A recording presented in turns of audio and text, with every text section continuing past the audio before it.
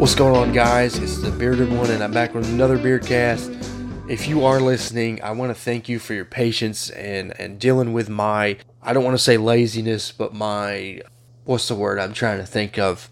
I was just real skittish to try and keep going with the podcast because a lot of these ideas I have and a lot of these topics I want to cover just kind of seem kind of daunting. Like I don't really know how to do the research for them outside of a basic Google search, but I don't really want to be rattling off like a Wikipedia page on certain things. You know, I want to sound like I've done the research. I know what I'm talking about. And so if I want to do it the right way, it just seems kind of daunting to do it the right way. But nevertheless, here I am in January. I'm trying again. I want to get back on track. I want to make this a monthly podcast. I love podcasting. I used to do a podcast as a hobby beforehand. And so, I really want to get back into the hobby. And today and every January till I quit doing this, I want to make January an annual repetitive show. Something we can look forward to every January. And the beer I just poured into my glass was the last of Embrace the Funk by Yazoo Brewery. It is their dark assortment rum. I don't want to spoil the review. I just did a review on it, but it's a beautiful, complex beer with the Brettanomyces yeast and souring microbes. I just learned about Brettanomyces yeast, so I'm having fun saying it and actually knowing what I'm talking about, because when I was getting ready for the review, I had no idea what it was, and I didn't want to appear stupid on the review. But we'll save all that for the review. You can look forward to that in a couple weeks. Not in a couple weeks. Actually, it won't make it out in January. For those of you not seen the announcement video, I will just go ahead and say this. For the month of February, I'm going to be drinking nothing but stouts on camera and off camera. The only beer I will be drinking in February is a stout. February is stout month, and I want to celebrate these beer holidays this year. I think it'd be a fun way for me to branch out and try even more styles than I tried last year, and really push my palate and try things that I thought I'd never try before in my life. And so that'll be February, and so because of Stout Month, you won't be able to see that Embrace the Funk review until March. I'm sorry, but that's just how life goes sometimes. I do have 13 beers, I think, for Stout Month. I think I'm going to stop there and just review those 13. I think I'm going to scale back the upload schedule in February and then keep it to 3 days a week going on. I think Monday, Wednesday, and Friday works best for me. I really just needed the extra Saturday and Sunday upload schedule for this month to help me get caught up, because I had a 3-week backlog and it was bogging down my phone. And so, yeah. So just pay attention to that. In February, I'll be dialing back to 3 days a week, and then I'll be doing nothing but stouts in February. Back to what I was saying. I went for 2 hours on that last podcast, and it was just terrible. It was like 2 hours of me banging around on keys and clicking a mouse, and I wasn't even reading off brewery release calendars. I was just reading off production lines, like here's the flagships, here's the seasonals, go get them or whatever. And that ain't me. I don't want to do that. I did want to read off more brewery release calendars that I'm going to be rattling off tonight, but I don't really have a choice, because I only found 4 release calendars, at least from national breweries, and then only one brewery from Alabama has a release calendar, and that brewery is Straight to Ale. I'll just go ahead and say that. So for those of you Straight to Ale fans, at the end of the show, we'll be talking about the Straight to Ale release calendar. Roll Tide on that. One thing I do want to add into the show, I found this interesting website called Beer Street Journal. And it's pretty much like a beer newspaper or a beer magazine where they talk about beer news. And you can just go to beerstreetjournal.com. That's their website. Pretty easy to get to. And you can read the same articles that I'll be reading off. And so here we go. I'm just going to read off like the title of these articles and then maybe try to hit the main point of the article, and then we'll just move on. Creature Comforts Athena Paradiso with Cherry, Raspberry, and Cranberry kicks off in 2020. Athena Paradiso is a spin on the brewery's year-round Athena Berliner Weiss.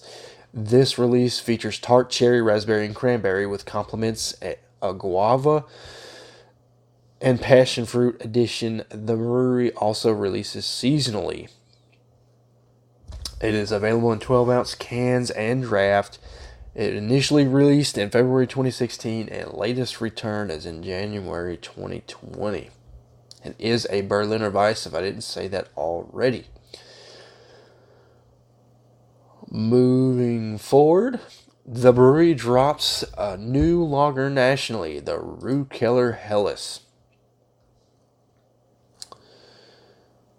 A world-class lager was the goal when the brew team set to work on Rukeller's creation nearly a year ago. Lagers are some of the most complicated beers to brew, fact, and the brewery took no shortcuts in this already highly touted release. The Helles is an all-German malt and hops recipe in keeping with style tradition. The final test batches released the tap room have received high marks on the beer rating Untapped. Style Helles Lager, obviously. They used Magnum Saaz hops, Pilsner malt, of course. And the availability is in 16-ounce cans and draft. The debut was late January of last year. I guess they debuted it in their tap room, and now they're dropping it nationally. New Realm Radagast Triple IPA makes a third appearance. This boozy hot bomb is back for a third time this month. A pretty epic Imperial IPA that is nostalgic of a time when IPAs didn't need candy and lactose and flour to make you love it. This is an old school West Coast IPA and it's glorious. It's an Imperial IPA. They use Warrior, Citra, Mosaic, and Eldorado hops. It's available in 16-ounce cans, draft, and it's a limited release. Its latest return is as of January 14th, 2020. And it is available on site at the brewery in Atlanta. So I didn't know New Realm was from Atlanta. Moving on, we have a bell ringing Three Taverns Quasimodo Quad reappears. I really like the artwork on this Quasimodo. Named for the lovable fictional character from Victor Hugo's The Hunchback of Notre Dame. Obviously, the Three Taverns Quasimodo really packs a punch. The 10% alcohol by volume beer was one of the brewery's earliest releases and boasts flavors of dark fruit and raisins with a boozy sweet finish. Formerly found in 750 milliliter bottles, Quasi is now available in easier to manage 12-ounce bottles. It's a lot to say. Gotta get a sip on that. Three Taverns Quasimodo is available in 12-ounce bottles and draft for a limited time for winter 2020. It is a quadruple with candied sugar, and it is available on draft and 12-ounce bottles. Already said that. And its latest return is in winter 2020. Has 30 IBUs and it's 10% ABV. Let's see here. Monday Night Lay Low, a low-calorie IPA releases soon. So if you're a fan of Monday Night Brewing, they might have a 90-calorie beer for you. Early details are pretty simple. Lay Low is an India Pale Ale that is 3.2% alcohol by volume instead of 3.5% as previously reported, and just 95 calories. Starting in 2020, the brewery has ceased using six-pack rings and has shifted to the box format. Monday Night Lay Low IPA is slated for 12-ounce cans and draft starting January 24th. It's an IPA session beer. Obviously, the availability is in 12-ounce cans. It's in draft, and you can find it in Georgia, Tennessee, and Alabama. And it debuted on the 24th of this month, so just 4 days ago. For you Dogfish Head fans, Dogfish Head heads North Dakota this month. Beer fans in the Peace Garden State will enjoy flagship offering, 60-minute IPA, Slightly Mighty, Sequence Ale, and 90-minute IPA, as well as seasonal releases, The Perfect Disguise, Sunday Feel, Pumpkin Ale, and Campfire Amplifier. I can't speak on many of these beers. I plan on doing a future video of the Minute IPA family. I have 75 Minute IPA in my fridge. I want to grab a 90 minute and a 60 minute IPA and do a video on them. I'd love to get the 120 minute IPA, but the only app I could find that could get it to me, the shipping is outrageous, and I just don't want to be stupid just to pay for one beer that much shipping. And plus, I live in Alabama, so there's a chance my beer could get confiscated. I will also add that specialty and one-off releases will appear throughout the year in North Dakota. All right, Georgia's Reformation Brewery opens a third location.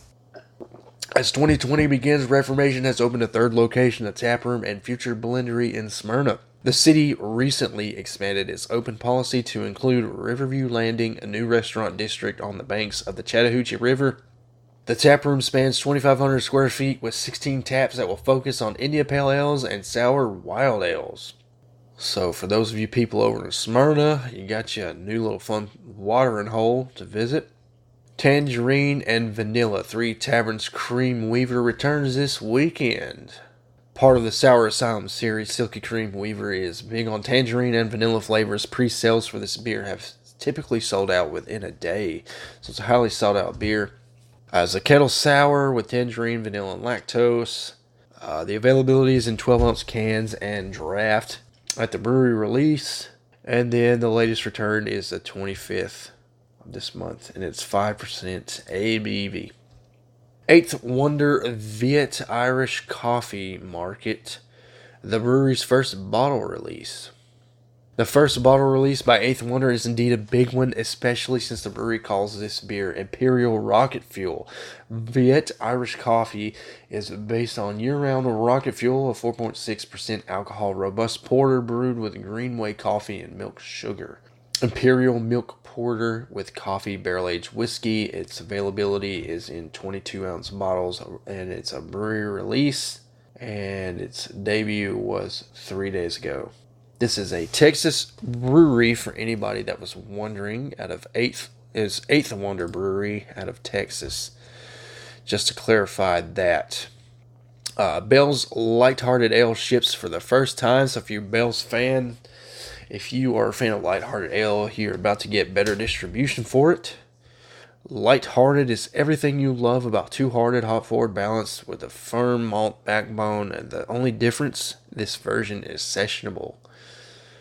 The 110 calorie, 8.7 carb, 3.7% alcohol by volume light ale has been a Bell's General Store exclusive release, showing up on social media as early as last summer.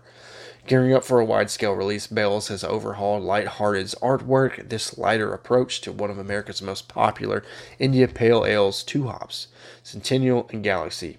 The beer joins the ranks of a growing segment of lighter, lower calorie, and lower alcohol by volume creations by craft brewers. So, really trying to lower the calorie count and appeal to people who care about their beer guts.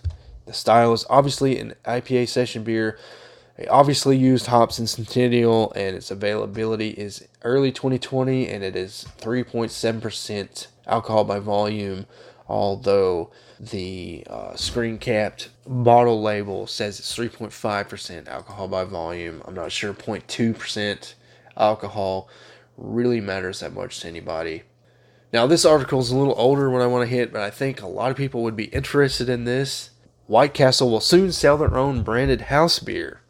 The yet-to-be-named beer is slated to be on tap at White Castle's nearly 400 restaurants in 13 states, as well as in packaged grocery stores where White Castle frozen products are sold. Additionally, states that have frozen White Castle at retail will sell the beer, bringing full distribution area to exceed the 13 states where their restaurants are found. A few other major restaurant chains have gone into the branded beer business. Believe it or not, IHOP brewed a very limited release beer with Keegan Ales, and they brewed with their famed pancake batter.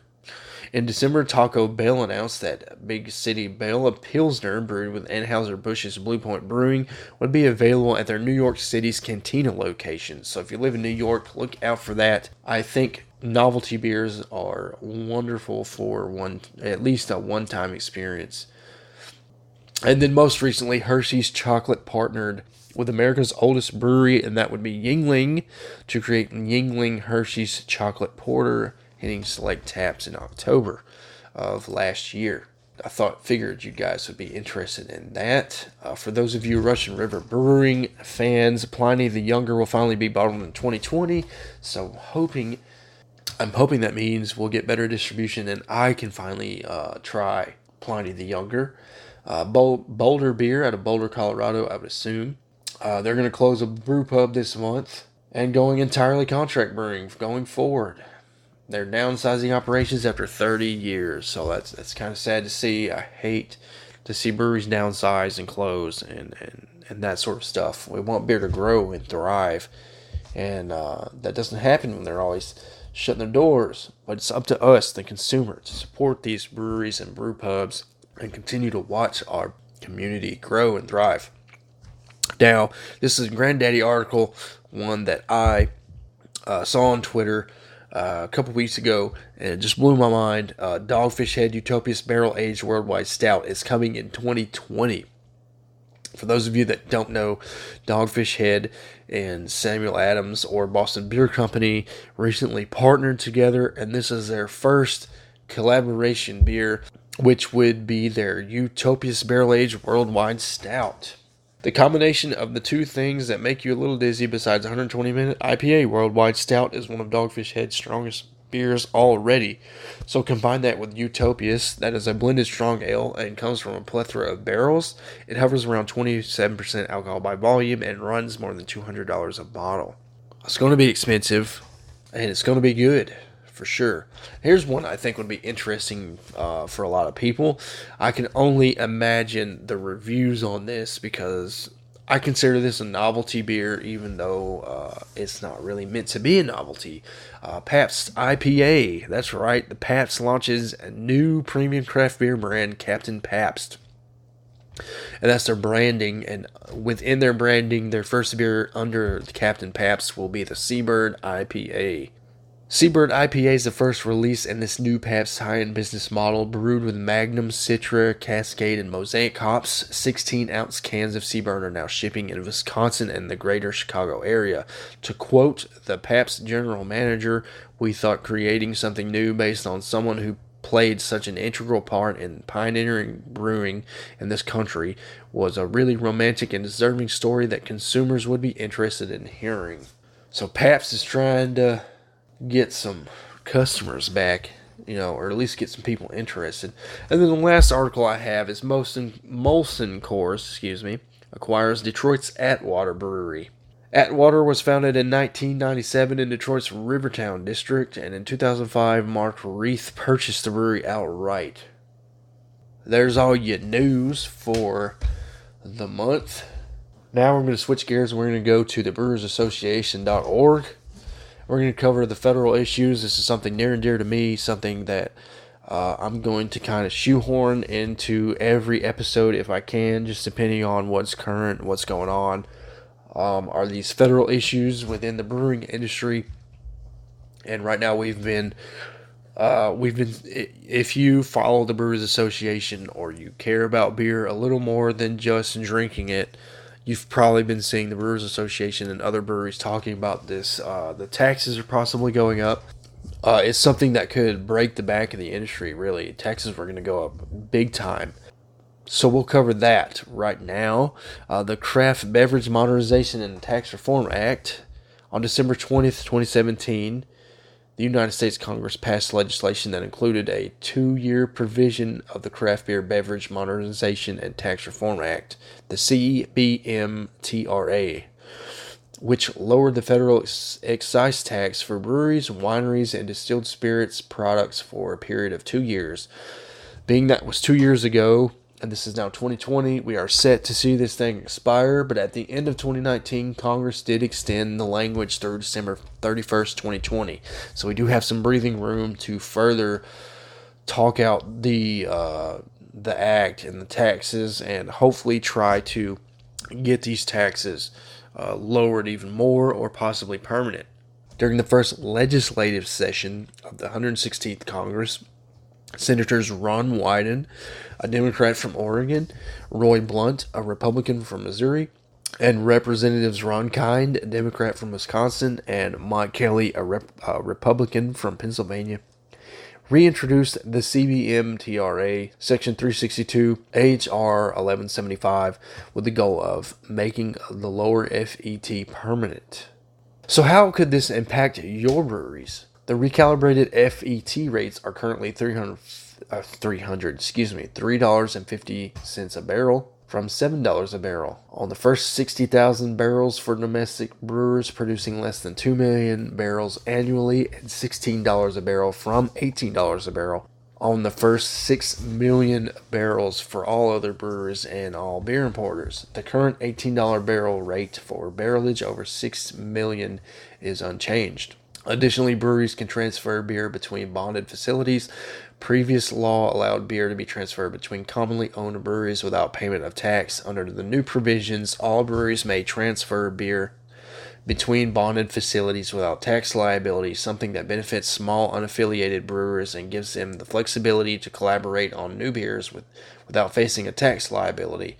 The current state and provisions on transferring beer between bonded facilities is set to expire on December 1st, 2020. Congress passing the CBMTRA would make both permanent. We definitely need that to be permanent.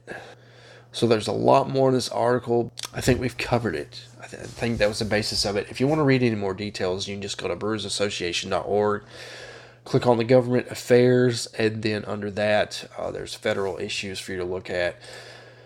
I know laws and politics are boring and sometimes polarizing, but for me anyways, I think it's important to care about what's going on politically with your beer, because if they ruin your beer through taxes and legislation, you're going to want to know why. You're going to want to, be informed, so you can help call your congressman or your senator and at least try to fight back, even if it's not feasible that you'll become victorious. I'm going to switch gears here now, and I'm on freethehops.org, which they've revamped their website, by the way. Looks like they've been putting in a lot of work. They have 3 events here, and for those of you listening outside the state of Alabama, Free the Hops is a grassroots organization who just recently came under the fold of the Alabama Brewers Guild, so they are now part of the Alabama Brewers Guild. But I did do some reading, and if just because you're part of the Free the Hops organization doesn't mean you get to vote on Brewers Guild functions. You are just part of Free the Hops, but you're also under that umbrella. They do have 3 events coming up, which I'd like to announce. Hop City in Birmingham is having a Runaway Train collab release tap takeover. The event details say, join us Friday for our Runaway Train collab release. This beer was brought to you by Ferris Artisan Ales and Ghost Train Brewing. Hop on board and enjoy flavors of guava, lemon peel, and fluff tropical meringue with an undercurrent of ripe and juicy stone fruit. Don't you just love the marketing breweries have on their beer? Along with the tapping of Runaway Train, both breweries will be taking over the taps at Hop City, Birmingham. See you at 5. It's from 5 to 7 on Friday the 31st, which this being the 28th, it is 3 days from now. Saturday the 1st of February, we have Scott McKenzie Homebrew Fest at Low Mill Arts and Entertainment from 2 to 6 p.m. That is in Huntsville, Alabama, for those of you who can make it. I can't make it. I'll have other priorities. Pretty sad. I've never been to a homebrew fest. I've never been around a homebrewer. I've never homebrewed, and that's going to change. 2020 is my year, people. I'm going to homebrew this year.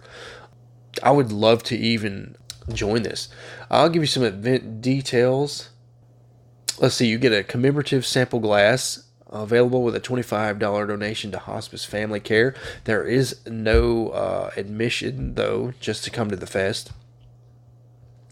To every homebrewer that would like to say to bring your homebrew for the public to sample, you bring the keg or the bottles, and then the organizer of the event will supply the rest, being the ice, the jockey box, the table, etc. They have two prizes: Best of Show, which the public will vote on, and then a Brewer's Choice, which would be selected by the home brewers. And again, that is 2 p.m. to 6 p.m.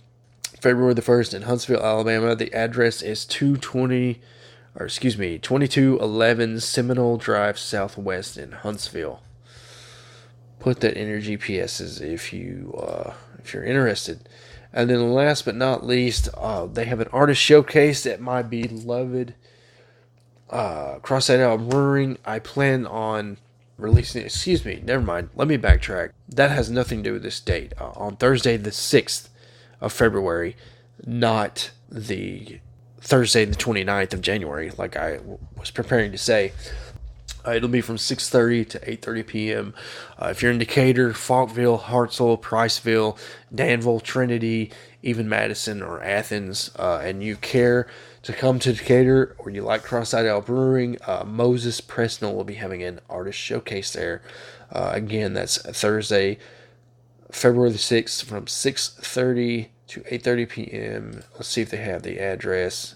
Yeah, 105 First Avenue Northeast in Decatur, Alabama. So put that in your GPS if you're interested.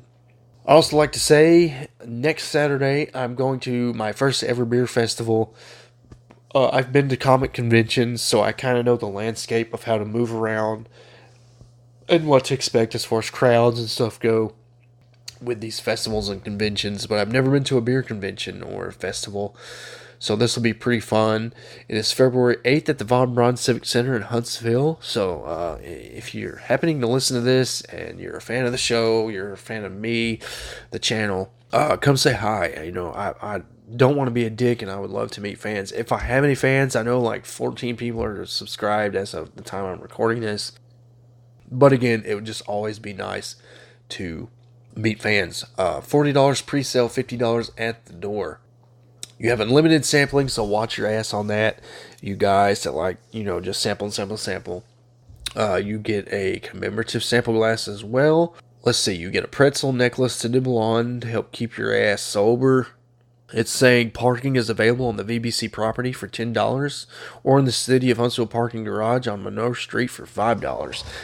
I'm probably going to try and park somewhere for free, for the faux free, and just walk across like I usually do for VBC events.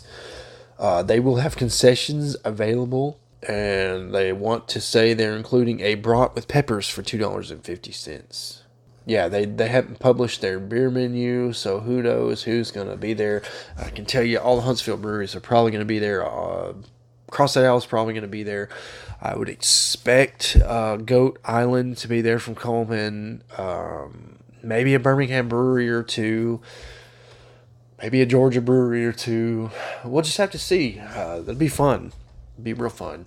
And then going back to Free the Hops, on the festival note, Free the Hops has finally made Magic City Brew Fest for 2020 official. And they will be having Magic City Brew Fest in Sloss Furnace on Saturday, June the 6th from 4 to 8 p.m. at Sloss Furnace in Birmingham, Alabama. Yeah, it's just a lot of hoopla on the article, but for those of you in Birmingham, I'll probably be trying to go to Magic City Brew Fest this year. I'm really excited that it's official and it's back. And yeah, so that's all I got, guys, as far as news and events. So let's get into the main event. If you're still with me, God bless you, because we're now over 34 minutes. All right, here we go. So let's start with Founders. And again, I just to remind everybody, these are the 2020 availability calendars from the breweries that supplied the calendars that I saw. If your favorite brewery isn't listed, they either didn't supply a calendar, or I've never heard of the brewery, and that doesn't mean your brewery's bad. If I haven't heard of them, I'm just a small town guy from Alabama, just doing this out of the goodness of my heart. All right, so Founders availability release calendar. The year-round offerings, all-day IPA will be year-round. Solid Gold will be year-round. Centennial IPA will be year-round. Unraveled IPA, and that's why I made sure to say year-round. Unraveled IPA comes with a caveat. They are going to start releasing it in March, but it will go from March 2020 all the way to December 2020. So technically, it's a year-round. We just won't be getting it until March. And then Dirty Bastard Porter Breakfast Stout Rubus, I think is how it's pronounced. And then Red's Rye IPA is just a draft offering. But those 5 beers are all year round, January through December. There are Nitro Draft Series, which would be the Nitro Oatmeal Stout, Nitro Breakfast Stout, and the Nitro Rubus. Those are all January through December year-round offerings. There are seasonals, which would be the Civilized Brute IPA. You can only get from January to March. The Pilsner, you can only get from April to July. And the Mosaic Promise, you can only get from August to November. So there is no seasonal from Founders this year in December of 2020. Their Barrel Aged Series, Backwoods Bastard, you can get from January to December. The KBS Espresso is just January and February, so I need to get on that because I have a video plan with the KBS family. And then KBS will be released in March, as always, and released all the way through December this year. So it's not a little super limited release anymore.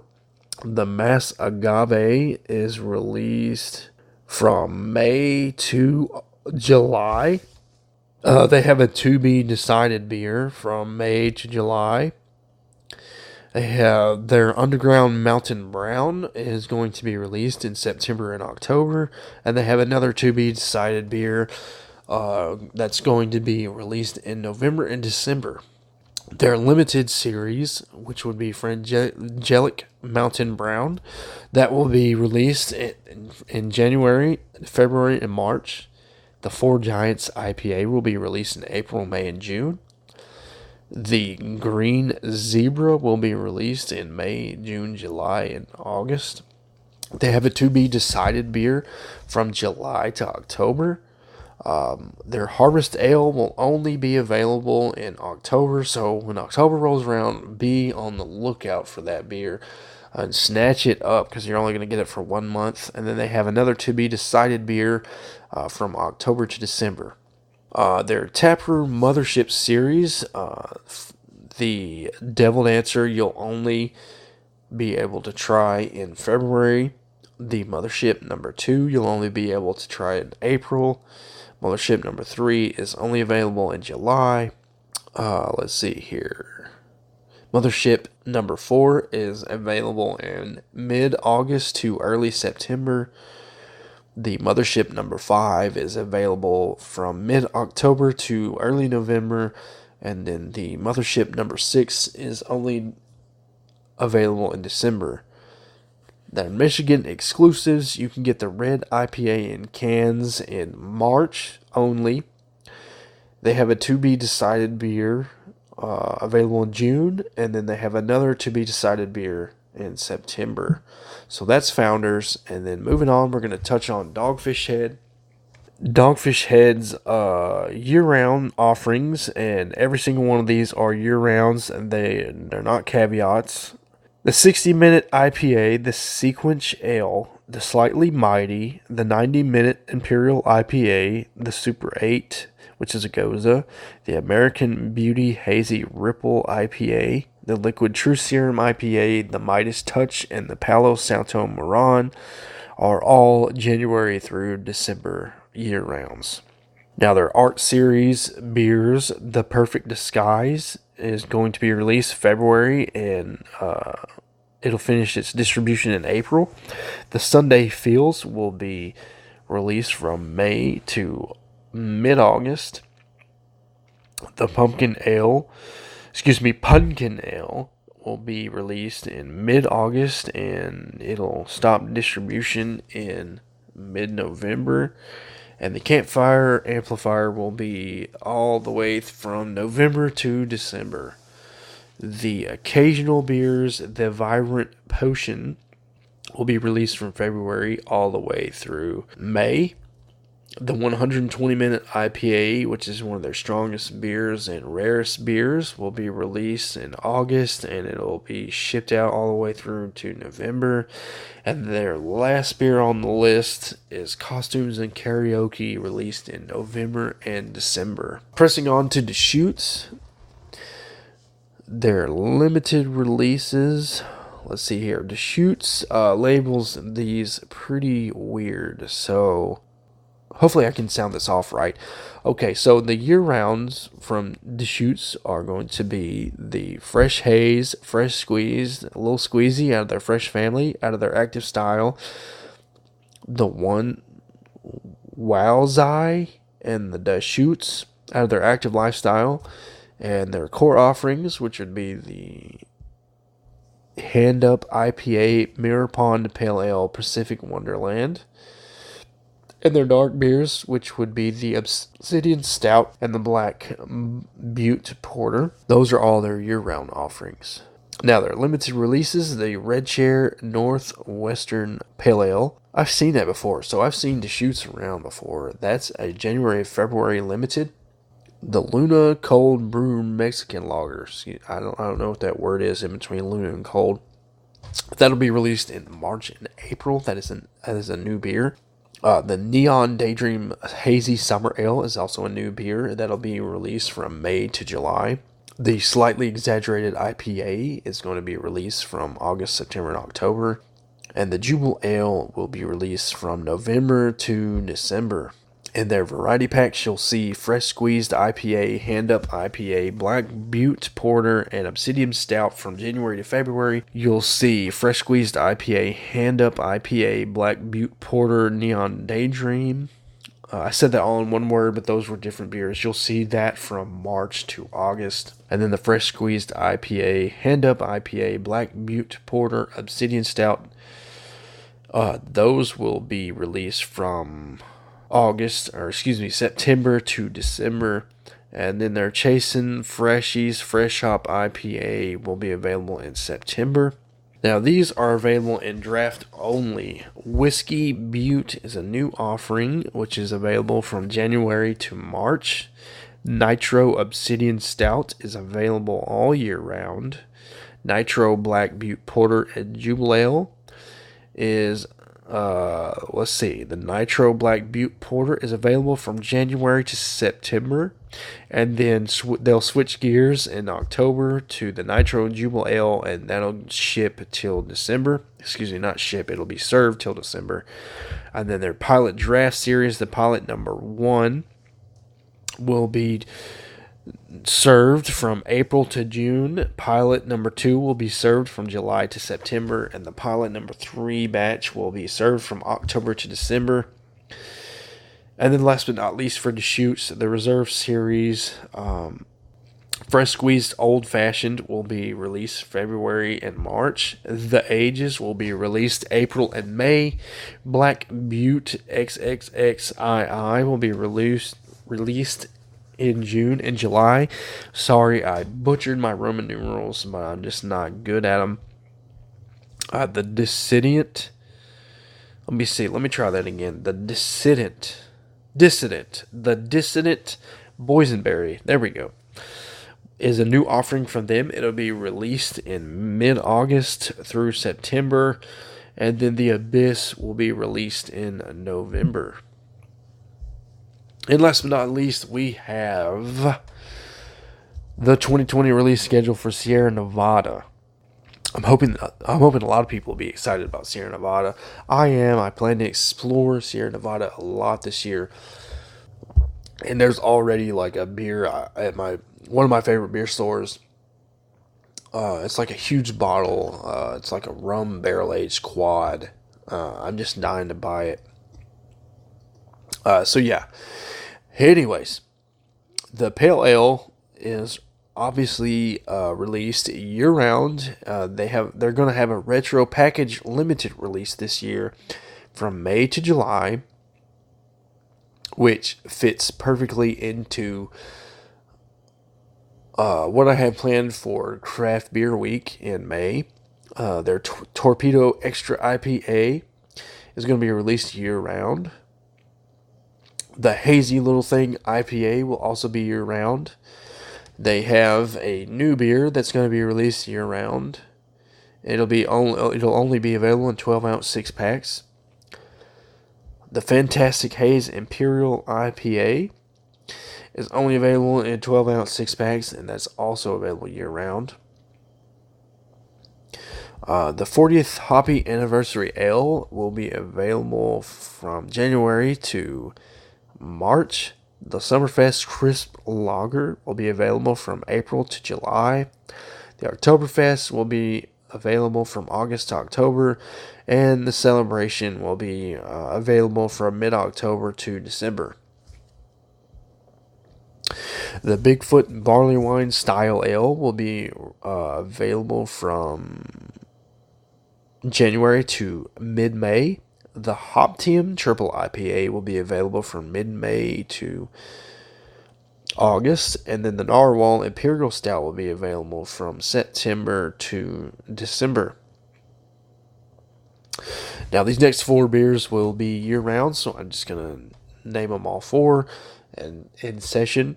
The Hot Bullet Double IPA, the Sampler, the Sierra Vista Lager, the Tropical Torpedo IPA, and the Barrel Aged Narwhal. Those will all be year-round offerings. The Siesta Bavarian Style Lager will be available from January to May.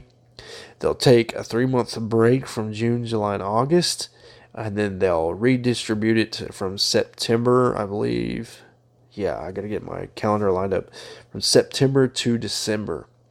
And then these next beers will be year-round, so I'll just rattle them off in session. The Orta Vez Lime and Agave, the Hop Hunter IPA, the Sidecar Orange IPA, the Kellerweiss, the Stout, and the Porter are all year-round offerings from Sierra Nevada.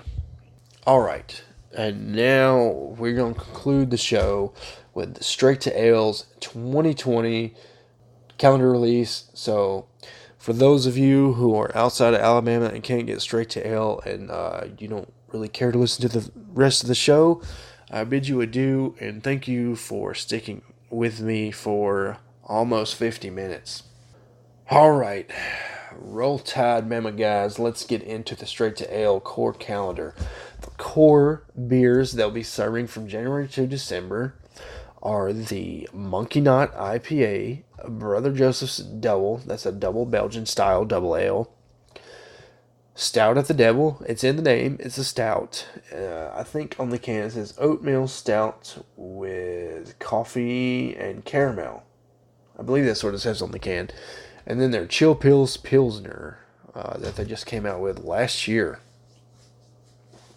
Their seasonal specialty calendar, you can get the Regal Beagle Brown from January to March, the Juicy Bunny Pale Ale, which is a personal favorite of mine, from April to June. You can get the Treehouse IPA from July, August, and September.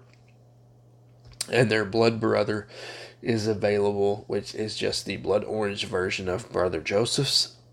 You can get that from October to December.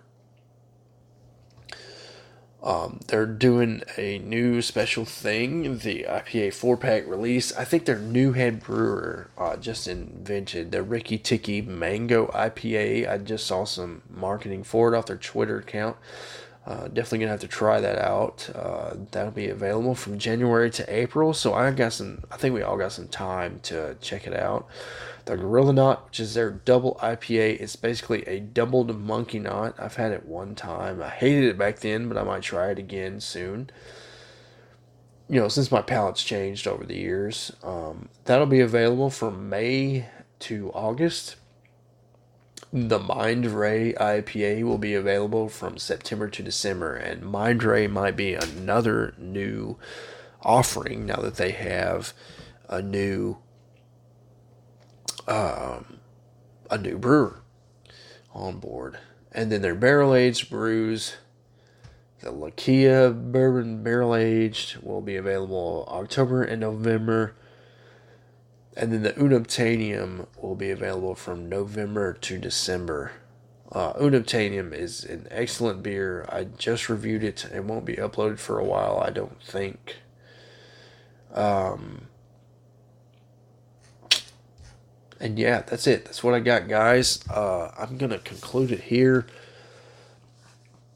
Again, I want to thank everybody for stopping in and listening to the beerdcast. All the subscriptions, all the thumbs ups, the thumbs downs, the hates, the loves, the comments. All of it is much appreciated. I hope you enjoyed this episode. If I missed your brewery and they did release a brewery release calendar, be it Alabama or elsewhere or even outside the country, feel free to comment on this video, because as of right now I only upload these episodes to YouTube. Feel free to comment on the video and let me know if you where your brewery's at and beer release calendar, and I'll be sure to follow them in the future, and because I'm always looking for new beer release calendars to talk about. I finished my Embrace the Funk Dark Assortment rum. I'm feeling pretty good right now, but I've switched gears. I've said that phrase all night tonight. For some odd reason, I have switched gears. I'm finishing off my wife's Hefeweizen from Yazoo, same brewery as the Embrace the Funk beer. And so I'm going to raise my glass of Hefeweizen to you guys. Thanks, as always, for listening. Until next time, guys. Cheers.